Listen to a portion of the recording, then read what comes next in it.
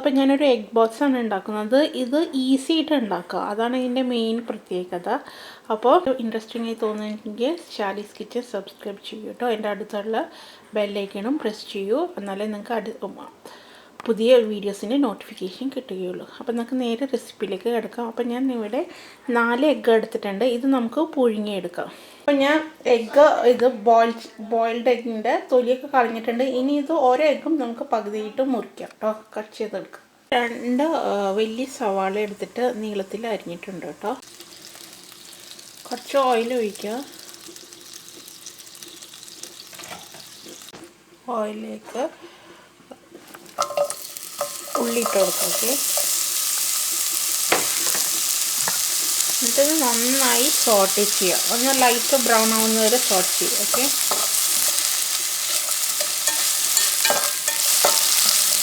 കുറച്ച് ഉപ്പിട്ട് കൊടുക്കുക.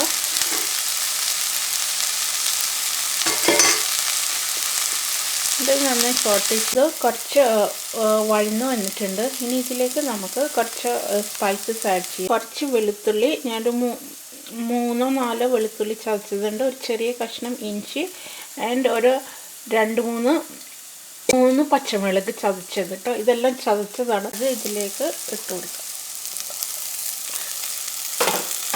ജസ്റ്റ് ഒന്ന് സോട്ട് ചെയ്ത് കൊടുക്കാം.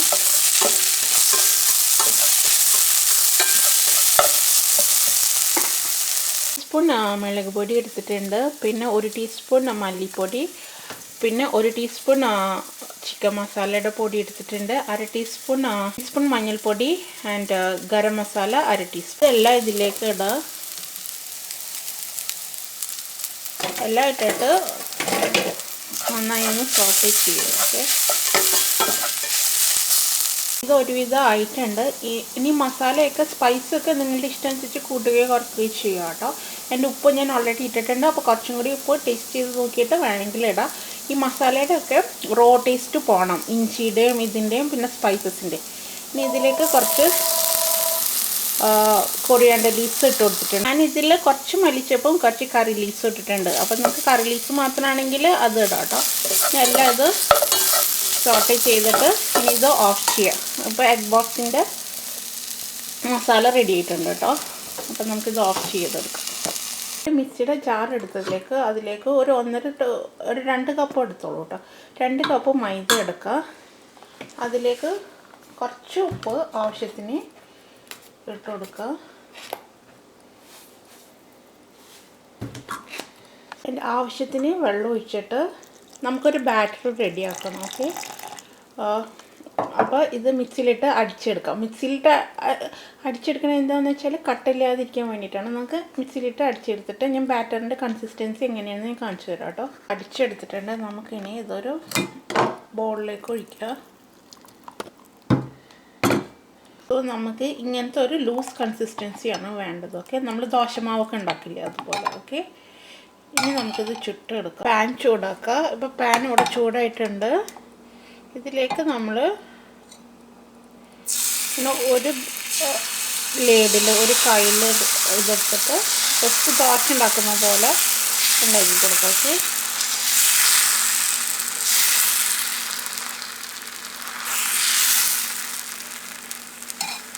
വേഗം ആവും കേട്ടോ. ഇതിപ്പോൾ റെഡി ആയിട്ടുണ്ട്, നമുക്ക് എടുക്കാം. ഇത് ആക്ച്വലി മറിച്ചിടേണ്ട ആവശ്യമില്ല, ഓൾറെഡി ഇത് കുക്കായിട്ടുണ്ട്. ഇനി നമ്മൾ ഇതൊന്നും കൂടി ഇത് ഫ്രൈ ചെയ്തെടുക്കും. സോ ഇത് കുക്കായിട്ടുണ്ട്.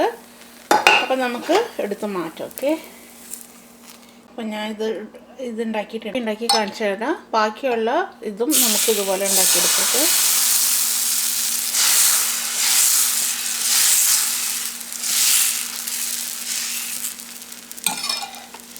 ജസ്റ്റ് 2 മിനിറ്റിൽ ഇത് ആയി വരും. ഓക്കെ,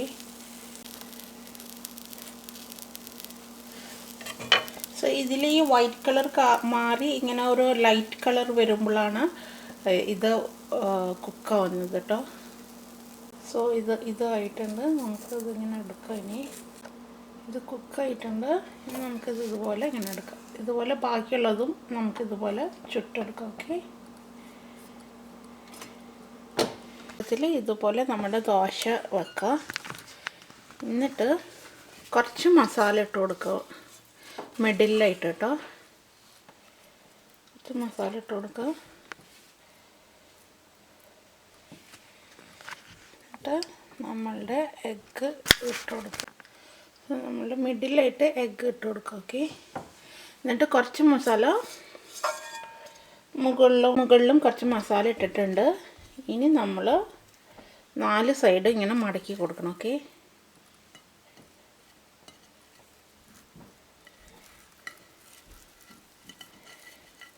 മടക്കി കൊടുത്തിട്ട് ബോക്സിൻ്റെ ഷേപ്പിൽ ഞാൻ ഒരെണ്ണം കൂടി ഇതുപോലെ ഉണ്ടാക്കി കാണിച്ചു തരാം. പ്ലേറ്റിൻ്റെ മുകളിൽ ദോശ ഇട്ടിട്ടുണ്ട്. പിന്നെ കുറച്ച് മസാല ഇതുപോലെ ഇട്ട് കൊടുക്കുക മിഡിലിൽ. പിന്നെ ഇതിൻ്റെ മുകളിൽ ഒരു എഗ്ഗ് ഇട്ട് കൊടുക്കുക.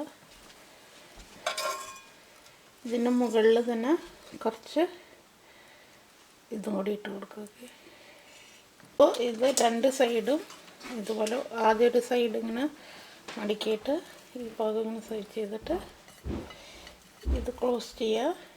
എന്നിട്ട് ഇതിങ്ങനെ ടേൺ ചെയ്തിട്ട് നോക്കുമ്പോൾ നമുക്ക് ബോക്സിൻ്റെ ഷേപ്പ്. ഓക്കെ, ഇതുപോലെ ബാക്കിയുള്ളതും നമുക്ക് ഉണ്ടാക്കി വെക്കാം. ഓക്കെ, നമ്മുടെ എഗ് ബോക്സ് എല്ലാം ഇവിടെ റെഡി ആയിട്ടുണ്ട്. ഇനി നമുക്കത് ഫ്രൈ ചെയ്തെടുക്കാം. 2 എഗ്ഗ് എടുത്തിട്ടുണ്ട്. അതിൽ കുറച്ച് ഉപ്പും കുറച്ച് പെപ്പർ പൗഡറും ഇട്ടിട്ടുണ്ട്. എന്നിട്ട് അത് നന്നായി ബീറ്റ്. നമുക്ക് ബ്രെഡ് ക്രംസ് ആണ്. ഓക്കെ, നിങ്ങൾക്ക് ബ്രെഡ് എടുത്തിട്ട് മിക്സിയിലിട്ടിട്ട് അരിച്ചെടുക്കുക. ഓക്കെ, അപ്പം നമുക്ക് ബ്രെഡ് ക്രംസ് കിട്ടും. എഗ്ഗിലേക്ക് ഈ എഗ് ബോക്സ് ഇടുക.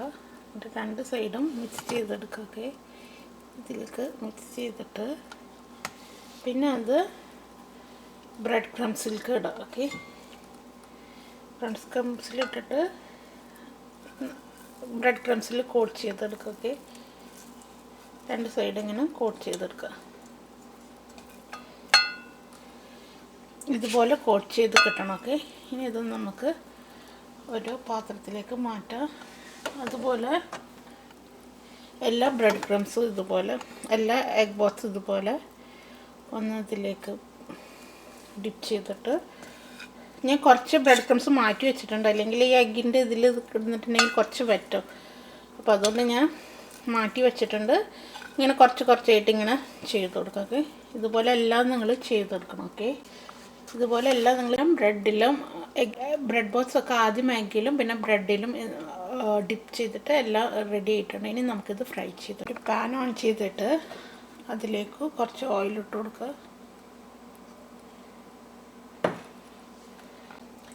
ഓയിലോട് ചൂടായിട്ടുണ്ട്. നമ്മുടെ ഈ ബ്രെഡ് ബോക്സ് ഇങ്ങനെ ഇട്ട് കൊടുക്കാം.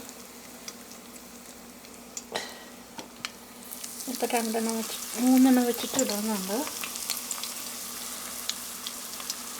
വെച്ച് ഇട്ടിട്ടുണ്ട്. ഇത് ജസ്റ്റ് ഔട്ട് സൈഡ് മാത്രം, ഉള്ളിൽ ഓൾറെഡി എല്ലാം കുക്ക്ഡ് ആണല്ലോ. അപ്പോൾ ഔട്ട് സൈഡ് ഇത് മാത്രം ഒന്ന് ഫ്രൈ ചെയ്ത് വന്നാൽ മതി. ഒരു ഭാഗം ബ്രൗൺ ആകുമ്പോൾ തിരിച്ചിട്ടിട്ട് മറ്റേ ഭാഗം നമ്മൾ ഫ്രൈ ചെയ്തെടുക്കണം കേട്ടോ. സോ ഇതൊരു ഭാഗം ഫ്രൈ വന്നിട്ട് നമുക്ക് തിരിച്ചിട്ട് കൊടുക്കും.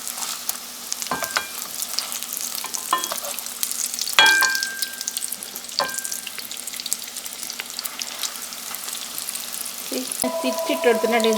ഇതുപോലെ വരണം കേട്ടോ. ഇനി ഇത് ഫ്രൈ ചെയ്തിട്ട് നമുക്ക് എടുത്ത് മാറ്റാം. ഇപ്പോൾ ഫ്രൈ വന്നിട്ടുണ്ടെങ്കിൽ നമുക്കിനി എടുത്ത് മാറ്റാം. നമുക്കിതുപോലെ വരണം. ഇതുപോലെ ബാക്കിയുള്ളത് നമുക്ക് ഇതുപോലെ ഫ്രൈ ചെയ്തെടുക്കാം കേട്ടോ. എന്തെങ്കിലും കാണിച്ചു തരാം. അപ്പം നമ്മളുടെ എഗ് ബോക്സ് ഒക്കെ ഇവിടെ റെഡി ആയിട്ടുണ്ട്. നല്ല ഈസിയിൽ ഇത് ഉണ്ടാക്കാനായിട്ട്. അപ്പോൾ നിങ്ങളെല്ലാവരും ഇത് ട്രൈ ചെയ്യണേ. അപ്പോൾ അടുത്ത വീഡിയോ ഞാൻ വരുന്നത് വരെ thank you for watching Shali's kitchen. By.